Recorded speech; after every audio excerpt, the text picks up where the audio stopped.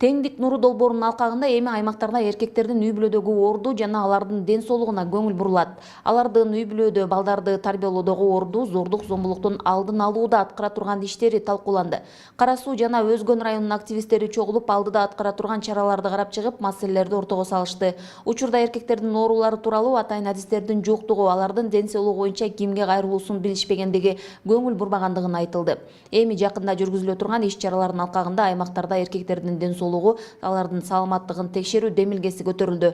Жана ошондой эле үй бүлөдөгү алардын ордун көтөрүү, зордук зомбулуктун алдын алууга көмөктөшө турган иштердин пландары түзүлдү. Биз эркектерге канткенде ушул маселени көтөрүп чыгабыз, себеби азыр эң чоң көйгөй эркектердин арасында тукумулуу ден соолугу боюнча биринчиден бул тукумсуздук маселеси болуп атат.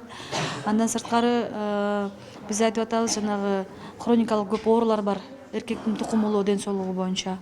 Анан эркектердин алсыздыгы жана ошондой эле жанагы хронический простатит жана көп эркектердин тукумулуу ден соолугунун көйгөйлөрүн көтөрдүк.